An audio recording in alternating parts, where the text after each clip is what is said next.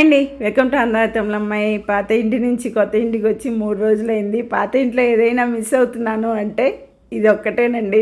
పక్షి గూడు కట్టిందండి బాల్కనీలో. 10-20 రోజుల నుంచి అబ్జర్వ్ చేస్తున్నాను. నెమ్మదిగా పుల్లలు అవి ఇవి తీసుకొచ్చి గూడు కట్టింది. నేను చూస్తే పారిపోయేది. నేను దాక్కుని చూసేదాన్ని. గూడు కడుతుంది, కట్టనిద్దాం పాపం అనేసి అలా చూసేదాన్ని. మన వైఫై వైర్ మీదే కరెక్ట్గా గూడు కట్టిందండి. ఇప్పుడైతే కరెక్ట్గా గుడ్లు పెట్టి దాని మీద ఎప్పుడు కూర్చునే ఉంటుంది.